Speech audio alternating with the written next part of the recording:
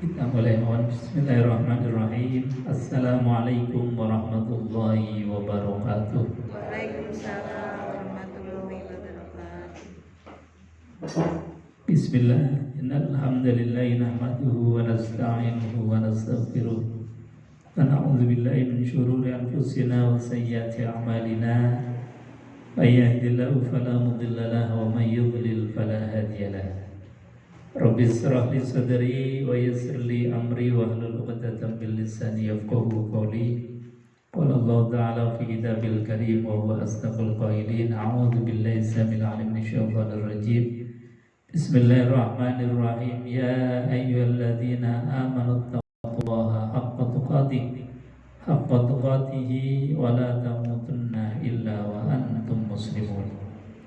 Sadaqallahul azim wa sadaqa rasuluhul karim wa nahnu ala dzalika minasyahidin walhamdulillahi rabbil alamin. Bapak Ibu hadirin jemaah pengajian Kamis pagi yang dimuliakan Allah Subhanahu wa taala. Pertama dan yang paling utama, kita bersyukur kepada Allah. Pagi hari ini kita ditakdir kembali untuk bisa melangkahkan kaki kita untuk belajar, untuk mendapatkan nasihat dari Al-Quran. Mudah-mudahan hadirnya kita di majelis yang mulia ini dicatat min ahlil ilmi. Amin Allahumma amin. Kedua kalinya salawat dan salam kita haturkan keharibaan baginda Nabi besar Muhammad sallallahu alaihi wasallam, yang contoh teladan baginda beliau, baginda Rasulullah sallallahu alaihi wasallam senantiasa kita ikuti, kita tiru. Mudah-mudahan dengan mencontoh beliau kita menjadi orang yang dimuliakan oleh Allah Subhanahu wa taala. Amin ya rabbal alamin. Bapak Ibu hadirin jamaah yang dimuliakan Allah Subhanahu wa taala. Kita lanjutkan kajian tafsir Al-Qur'anul Karim, sekarang ayat yang ke-108 dalam surat Al-Baqarah. Jadi Quran itu kalau diperas, kalau disarikan makna dan intisarinya itu, kata Rasulullah SAW, ada dua. Jadi intisari Quran yang pertama itu adalah basyiran, yang kedua adalah naziran. Basyiran itu memberikan kabar gembira, motivasi, serta memberikan harapan. Jadi Quran di antara fungsinya adalah memberikan kabar gembira, motivasi, harapan, sebagai wujud bahwa manusia itu hidup. Sebab kalau manusia sudah kehilangan harapan, ini artinya bisa mati sebelum mati. Kalau orang sudah tidak punya harapan, itu orang bisa mati sebelum mati. Karena apa? Karena tidak punya harapan lagi. Biasanya diberikan problem yang menurutnya adalah besar, kemudian bundel, nggak ada solusinya. Akhirnya apa? Potong kompas, bunuh diri. Orang bunuh diri itu orang yang sudah tidak punya harapan. Tapi kalau orang ini masih punya harapan, bahkan harapannya panjang. Harapan panjang itu sebagaimana Quran mengajarkan di dalam doa sapu jagat, Rabbana atina fid dunya hasanah wa fil akhirati hasanah wa qina adzabannar. Jadi doa sapu jagat ini doa visioner, doa yang melihat menjangkau bukan hanya akhir hayat kita saja, tapi jangkauan yang disampaikan oleh Quran, hendaknya kita itu juga mengharapkan akhirat yang hasanah. Ini kan satu harapan. Makanya Quran itu membangun harapan terus. Bagaimanapun juga kita ketika dihadapkan dengan problem, dengan persoalan, dengan ujian yang menurut kita berat, Quran itu ngasih tadi basyiran, ngasih kabar gembira, harapan, motivasi, sehingga apa? Kita ini hidup terus. Makanya kenapa kita harus dekat dengan Quran? Kenapa kita harus belajar Quran? Supaya rohaniah kita itu hidup. Jangan pernah kemudian berhenti. Saya kan udah tua, gak ada harapan lagi untuk belajar Quran. Nah, ini namanya sudah gak punya harapan. Orang meskipun sudah sepuh, usia sudah lanjut, tapi motivasi, punya harapan, saya tak belajar Al-Quran meskipun abad tak nggak apa-apa. Karena yang dinilai oleh Allah bukan hasil akhir, tapi proses kita dekat dengan Al-Quran. Andai kata misalnya kita baru belajar abatasa jilid 1, jilid 2, kemudian ditimbali oleh Allah, dipanggil oleh Allah inna lillahi wa inna ilaihi rajiun, itu saja sudah distempel oleh Allah min ahlil Quran, termasuk ahli atau keluarganya Al-Quran. Itu namanya harapan. Jadi jangan pernah kemudian kelopro, saya sudah tua ngapain belajar Al-Quran. Enggak pernah. Quran itu mengajarkan demikian. Quran itu mengajarkan motivasi, harapan. Meskipun kita sudah berusia lanjut, tetap itu ada potensi dan harapan kita akan bisa. Bahkan saya pernah membaca artikel itu, ada orang baru kenal Quran, dekat Quran itu setelah sepuh, tapi sungguh-sungguh belajar, bahkan sampai kemudian walhasil beliau ini menghafalkan Quran sampai khatam.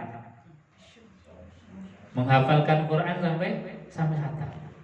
Dalam artikel ini, orang ini diberikan oleh Allah Subhanahu wa taala umur yang panjang.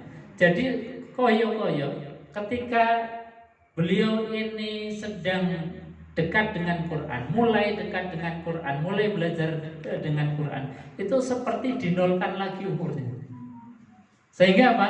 Diberikan panjang usia, panjang umur yang barokah, sampai dekat dengan Al-Quranul Karim. Jadi itu diantara yang disebut sebagai basyir, kabar gembira. Jadi nggak pernah berhenti Quran ini, masih hiburan terus, kabar gembira.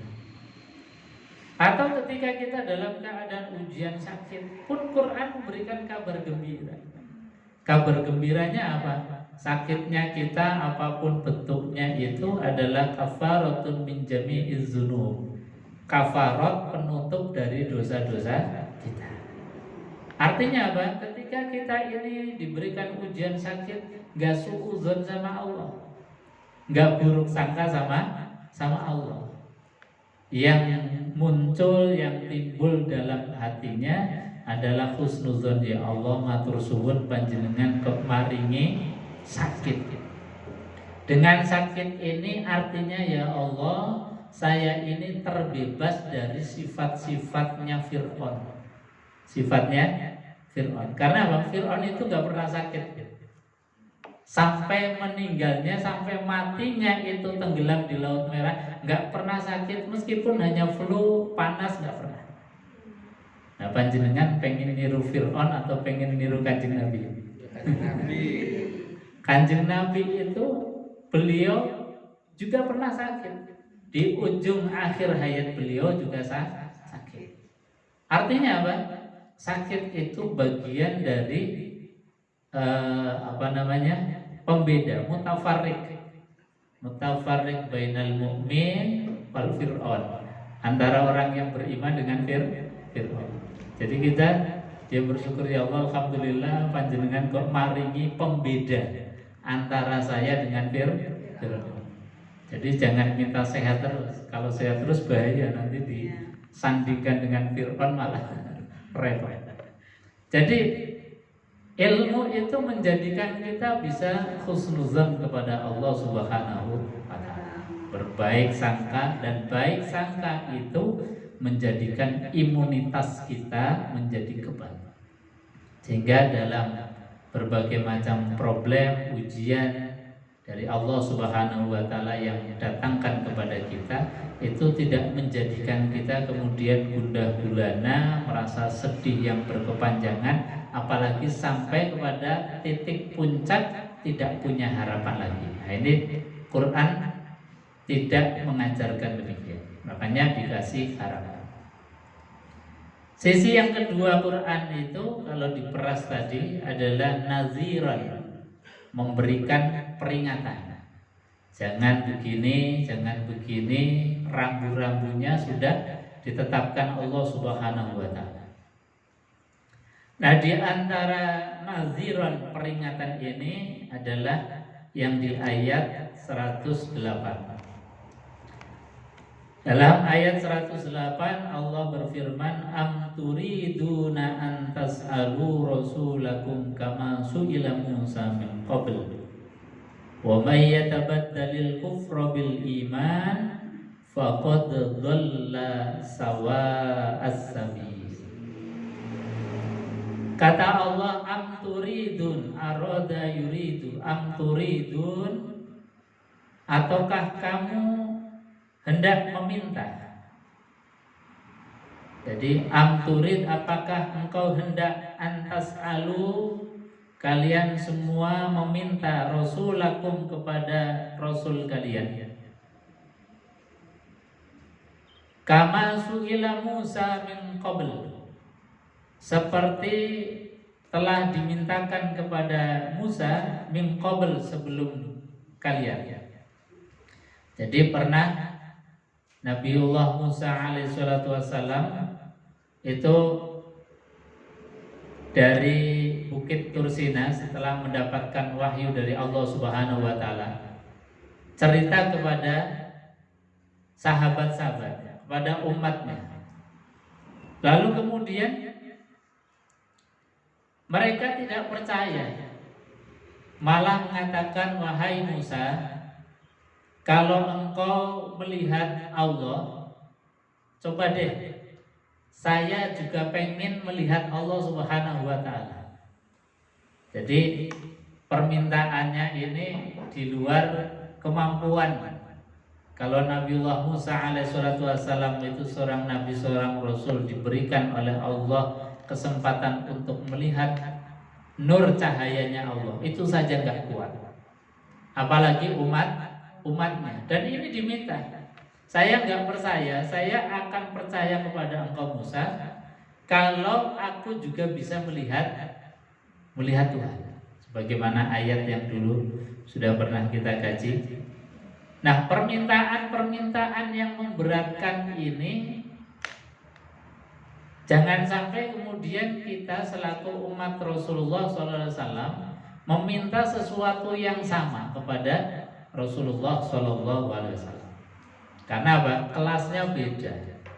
Kalau Nabi Muhammad SAW itu di Isra dan Mi'rajkan sampai ke Sidratul Muntaha, bertemu dengan Allah, jangan kemudian kita juga minta, saya akan percaya kalau saya diperjalankan ke Sidratul Muntaha. Ini namanya kebablasan. Karena apa? Makomnya beda, kelasnya beda. Jangankan kita yang menghantarkan Rasulullah SAW saja, yang mengiringi beliau, yang membersamai beliau dari Mekah ke Palestina, dari Masjidil Haram ke Masjidil Aqsa sampai ke Sidratul Muntaha, yaitu malaikat Jibril saja, itu makomnya tidak sampai kemudian melanjutkan sampai bertemu Allah Subhanahu wa taala. Ini Jibril, pemuka atau pemimpinnya para malaikat. Jadi jangan sampai kemudian saya mau percaya bahwa Nabi Muhammad Isra Mi'raj kalau saya pun diperjalankan ke sana. Ini namanya ngelama, serakah. Jadi makomnya ini beda tetapi dipaksakan, nggak bisa. Jadi makomnya kita ya makom sebagai umatul Rasulullah Sallallahu Alaihi Wasallam yang sudah diberikan sarana mi'rajnya, bukan dipertemukan dengan zat Allah di Sidratul Muntaha, di arsy-Nya Allah Subhanahu Wa Taala, tetapi kita cukup dengan melaksanakan sholat.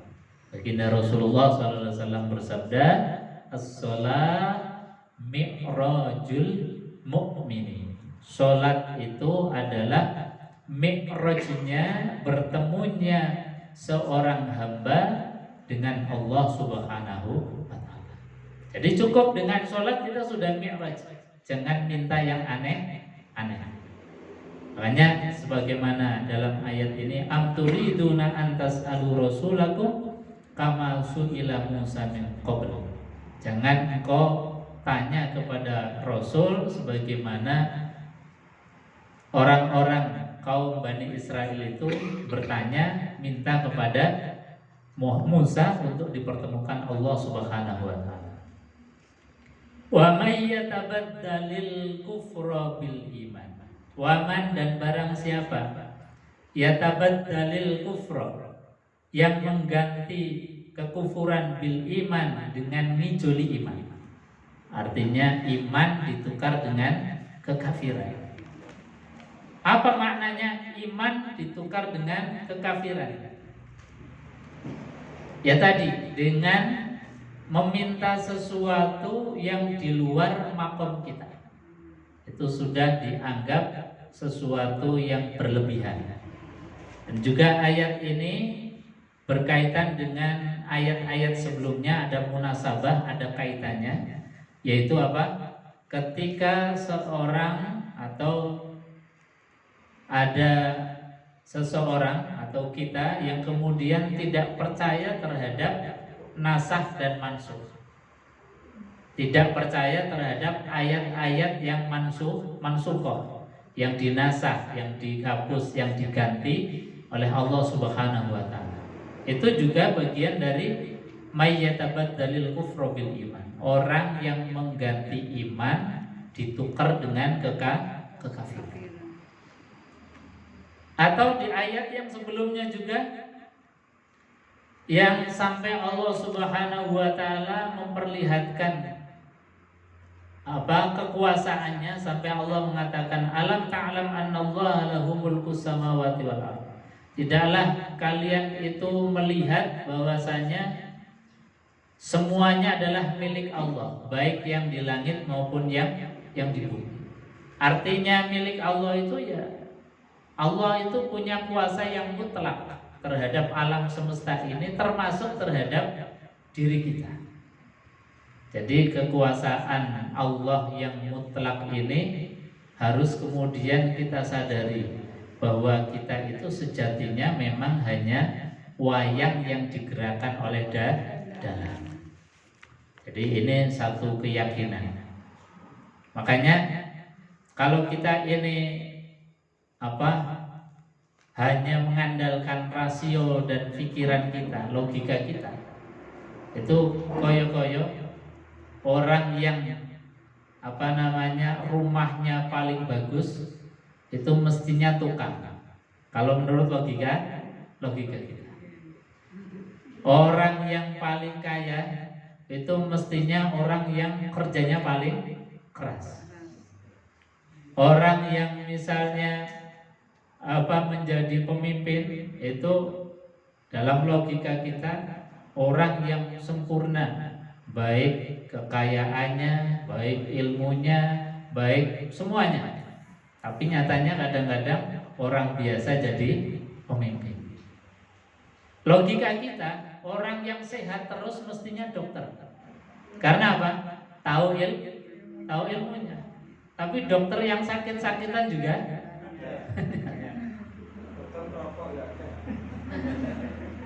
Jadi logika kita ini kemudian langsung dibantah oleh Allah Subhanahu wa Ta'ala, bahwa Allah mengatakan lahu mulkus samawati wal ardh, semuanya adalah milik Allah, dalam kendali Allah.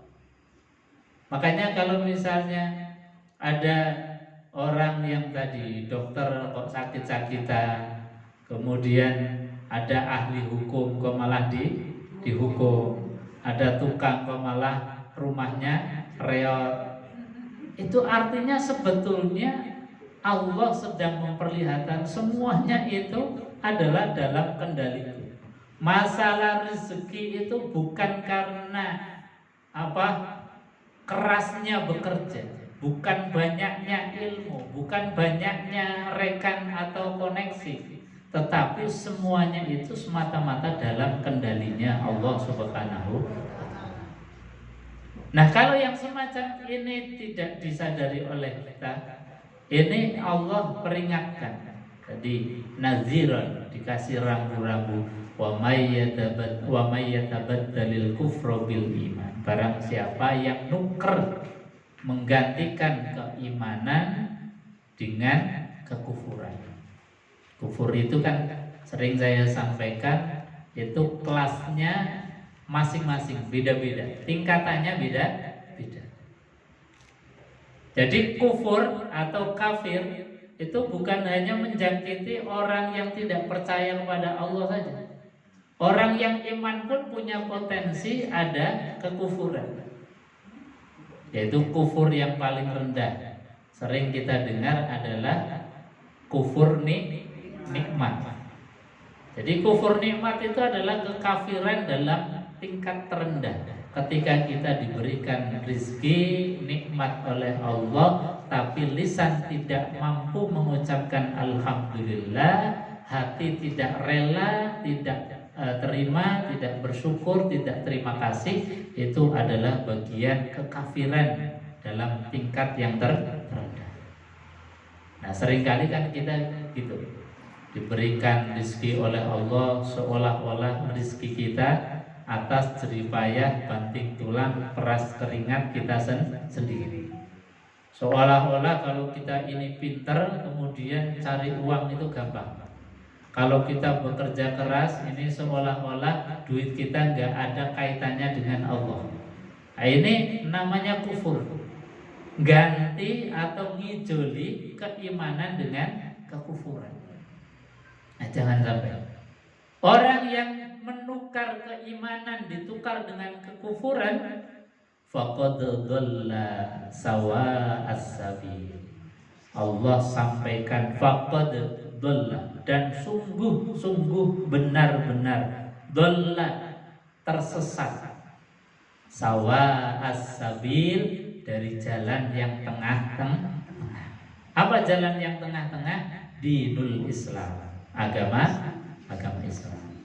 Sebagaimana kita sering berdoa di dalam surat Al-Fatihah, ihdinas siratal mustaqim, ya Allah tunjukilah jalan yang lurus.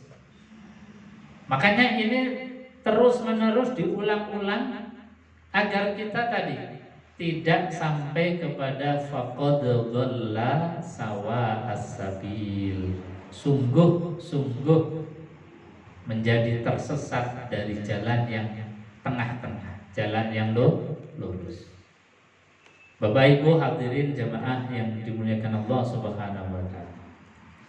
Jadi sekali lagi, Quran ini diantaranya adalah fungsinya naziron, memberikan peringatan-peringatan, rambu-rambu.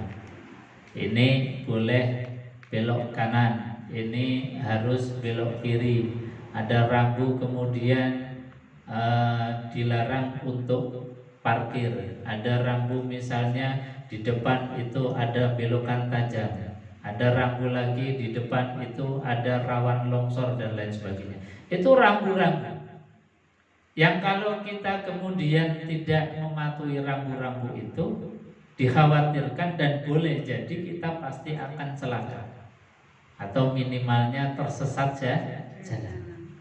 Kalau masih tersesat jalan masih lumayan mending, bisa balik lagi. Tapi kalau sampai kemudian celaka, fatal, ini yang menjadi bahaya. Maka kembali kepada Quran, kita dekat dengan Quran menjadi satu kepastian, satu kebutuhan kita untuk mendapatkan nasihat yang terus-menerus dari Quran. Sebab Sering saya sampaikan, para ulama, guru-guru kita mengatakan bahwasanya dalam syairan, kalau coba Bapak, guru-guru kita itu ngajar itu dengan pengajaran yang ringan, disyairkan. Daharane rogo cukup sego sayur. Jadi dengan gambaran pelajaran yang ringan, dinalgomkan, disyairkan, itu menjadikan kita akhirnya gampang untuk mencerna. Kata para ulama, daharane rogo cukup sego sayur, daharane nyawa ilmu lan pitutur. Jadi makanan raga kita itu sego sayur saja cukup.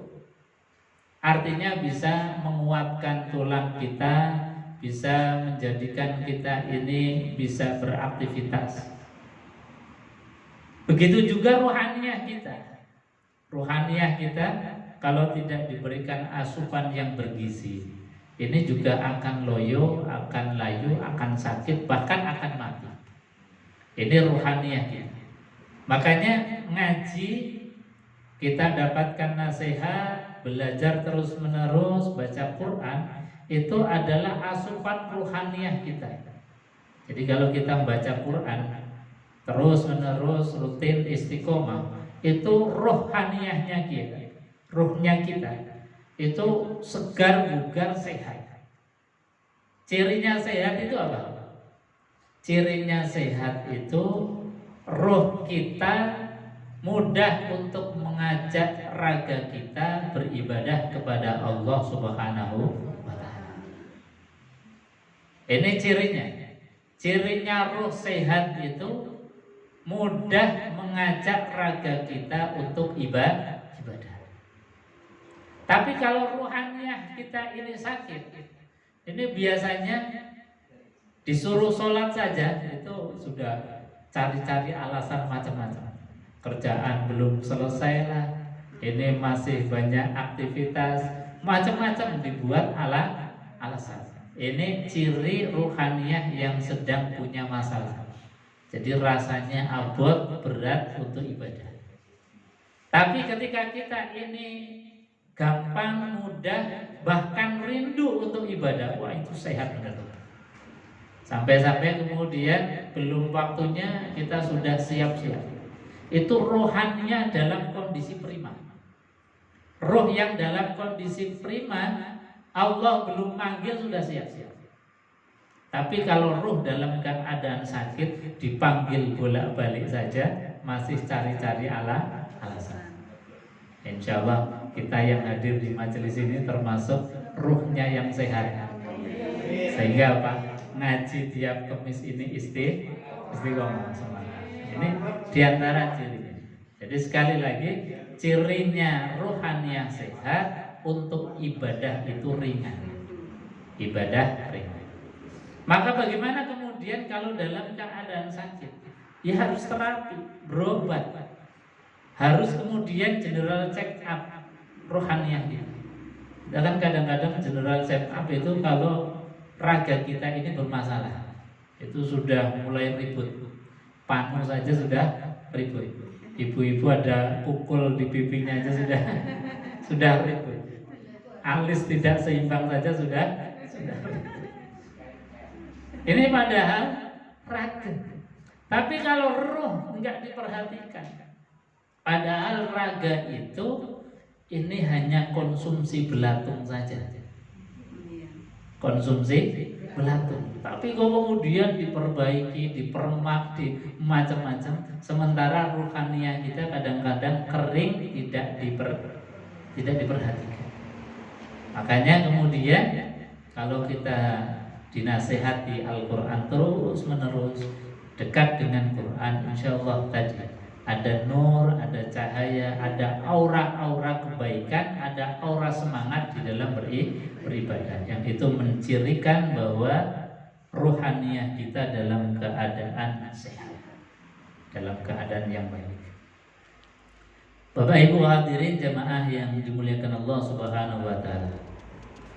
Kemudian ayat yang berikutnya, wadda katsirun min ahlil kitab law yaruddunakum min ba'di imanikum kuffara hasadam min 'indi anfusihim min ba'di ma tabayyana lahumul haqq fa'fu wasfahu hatta ya'ti Allahu bi amri innallaha 'ala kulli syai'in qadir. Wadda katsirun min ahlil kitab. Kata Allah, banyak min ahlil kitab, dari ahli kitab. Ahli kitab itu orang yang paham terhadap kitab Zabur, Taurat, dan Injil. Banyak di antara ahli kitab law yaruddunakum min ba'di imanikum kuffara, menginginkan kalian semua, atau menginginkan sekiranya mereka dapat mengembalikan kamu min ba'di imanikum kuffara. Jadi yaruddunakum, mereka menginginkan mengembalikan kalian min ba'di imanikum, setelah kalian itu beriman, dikembalikan apa? Kuffara, menjadi orang-orang kafir lagi. Ini kerjaannya orang ahli kitab atau orang-orang kafir, itu pasti punya misi seperti itu. Jadi sekali lagi, satu fitrah dari orang-orang kafir ketika kita ini beriman, ketika ada orang beriman kepada Allah, beriman kepada Rasulullah, beriman kepada Quran, pengennya kita ini menjadi orang kafir lagi. Bagaimana caranya itu dibuat? Dengan logika-logika yang masuk akal, dengan opini-opini yang disebar luar biasa. Ini gambarannya luar biasa. Kalau kita lihat di dunia maya, internet, itu kan ghazwul fikri, perang pemikiran itu luar biasa. Dari mulai yang ekstrim kanan sampai yang ekstrim kiri. Kalau kita nggak punya pondasi itu sudah kayak oh iya ya, kayak benar. Oh iya ya, benar. Ini kalau kita ini melihat dunia yang begitu luas, apalagi di internet tadi, bagaimana mereka membuat satu opini-opini yang memang kalau dicerna secara logika saja itu ya masuk akal.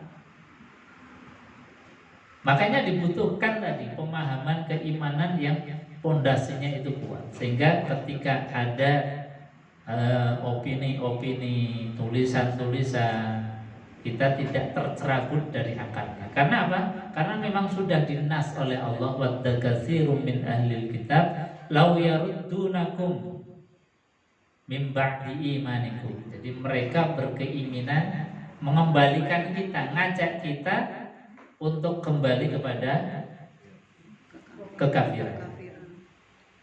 Kenapa? Ini ada satu sebab. Sebabnya mereka ingin mengembalikan kita kepada kekafiran. Mereka ingin supaya kita tidak beriman. Itu sebabnya hanya satu. Hasadan min 'indi anfusihim min ba'di ma tabayyana lahumul haqq. Sebabnya karena hasud. Karena hasud. Jadi penyakit hasud ini penyakit yang luar biasa. Penyakit hati yang luar biasa. Hasud ini digambarkan oleh baginda Rasulullah SAW. Hasud itu kama takulun nar al-hatab. Jadi seperti api yang memakan kayu bakar. Kalau hati ini terjangkit penyakit hasad, meskipun banyak dari ibadah kita, kebaikan kita, itu akan digerogoti terus. Digerogoti, kemudian amalnya kita yang kita kumpulkan tiap hari itu dikasihkan, diberikan kepada orang yang dihasudi. Rugi betul. Rugi wong kita yang ngamal, kemudian hanya karena penyakit hasud, amal kita sendiri sampai digerogoti. Ini penyakit hasud yang luar biasa. Bahayanya bukan hanya bagi pelakunya, tapi juga bagi orang yang dihasuti. Makanya ada satu surat yang kita itu diberikan oleh Allah Subhanahu wa Ta'ala sebagai vaksin dari sifat hasud ini. Jadi kalau kita ini kemarin ada pandemi virus corona, rame-rame mencari vaksin, tapi ketika kita ini terjangkit virus yang namanya hasud, ini kayaknya nggak ada rame-rame cari vaksinnya. Padahal apa? Gusti Allah itu sudah ngasih vaksinnya dan kita hafal semua insya Allah. Qul a'udzu birabbil falaq min syarri ma khalaq wa min syarri ghasiqin idza waqa wa min syarri naffatsati fil 'uqad wa min syarri hasidin idza hasad. Dahsyat. Karena apa? Hasad, penyakit ini bisa menjangkiti diri kita, dan juga hasadnya orang lain pun bisa membahayakan diri kita. Makanya ini adalah satu vaksin yang Allah berikan kepada kita. Makanya baginda Rasulullah SAW itu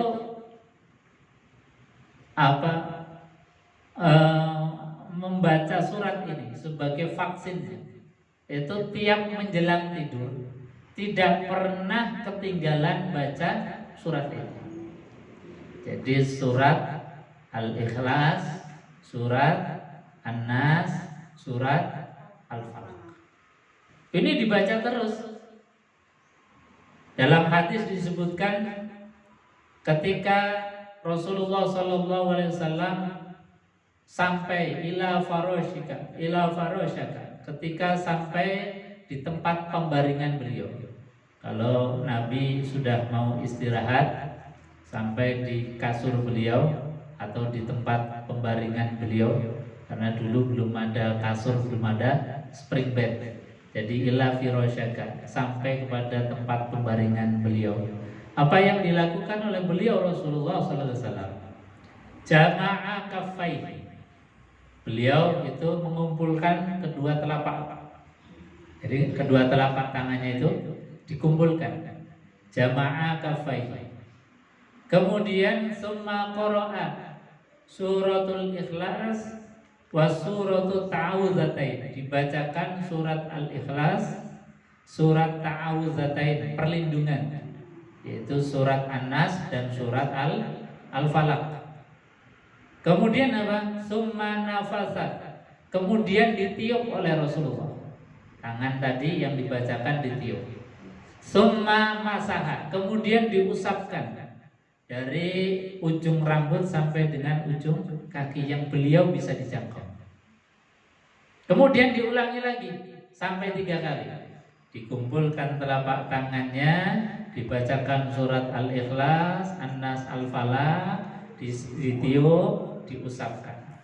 Lagi dibacakan surat Al-Ikhlas, surat Al-Falaq, surat An-Nas, kemudian ditiup, diusapkan lagi. Ini Rasulullah SAW rutinitas menjelang tidur itu begitu, tidak pernah ditinggalkan. Bahkan ketika baginda Rasulullah SAW itu dalam keadaan sakit yang menjelang meninggal, itu beliau dibantu oleh istrinya yaitu Aisyah dengan melakukan hal yang sama. Yang dipakai adalah asta Rasulullah, karena dalam keterangan hadis kenapa tidak pakai tangannya Aisyah, karena tangannya Rasulullah itu lebih mulia. Makanya Aisyah kemudian tetap menggunakan tangannya Rasulullah, dibacakan oleh beliau, ditiup oleh beliau, kemudian diusapkan sampai Rasulullah SAW itu meninggal dunia. Artinya apa? Sunnah ini adalah sunnah yang sangat ditekankan, karena beliau Rasulullah SAW tidak pernah meninggalkan. Jadi kalau mau tidur itu ritualnya adalah tadi. Tapi kalau Rasulullah sebetulnya banyak yang dibaca. Ada ayat kursi, kemudian kadang surat Al-Baqarah. Tapi kalau dalam hadis, kalau mencukupkan dan merutinkan yang tadi surat Al-Ikhlas, Al-Falaq, An-Nas, itu saja insya Allah kita akan terbebas dari mara bahaya, termasuk bahaya dari sifat hasud. Jadi memang sifat hasud ini luar biasa. Jadi disifati oleh baginda Rasulullah SAW, takulul amal. Hasud itu adalah grogoti, memakan amal baiknya kita. Kama takulun nar al khotobah. Gambarannya seperti api yang memakan kayu bakar. Tidak akan tersisa sama sekali. Hanya ketika kita ngumpul ke amal baik, ibadah, kebaikan, ini harus dijaga. Sebab apa? Jangan sampai kemudian kita sudah repot-repot beramal soleh, beribadah, mengumpulkan kebaikan-kebaikan, hanya karena virus hasud di dalam hati kita, kebaikannya kita ini diberikan kepada orang yang kita hasudi. Jadi kalau kita pengen pahala yang banyak tanpa kita ini usaha, ini dihasudi orang aja. Tapi itu berat. Jadi ikhlas ketika dihasudi itu berat. Tapi insya Allah tadi semuanya itu kata Quran, in ahsantum ahsantum li anfusikum wa in asa'u falah. Jika kalian berbuat baik, maka kebaikan ini gak akan kemana, pasti balik kepada pelakunya. Meskipun kebaikannya itu gak dilihat oleh siapapun, meskipun kebaikannya itu kecil remeh, tidak akan pernah disia-siakan oleh Allah. Pasti akan ada balasannya. Makanya kita ini dimotivasi oleh Allah, jangan kemudian hanya sregep amal yang besar-besar. Jangan kita ini kemudian semangat ketika beramal yang tampak kasat mata dilihat oleh orang. Tapi ketika amal itu remeh, kecil, tidak tampak, seperti tadi amalnya Rasulullah ketika mau tidur, kan gak ada yang lihat. Yang tahu cuma kita dengan Allah. Paling banter pasangan hidup kita. Tapi kadang-kadang yang seperti ini kita lupakan. Kira-kira sudah ada yang pernah rutin begini? Ustadznya aja kadang-kadang kalau masih. J, kenapa Pak? J, enggak, langsung Pak.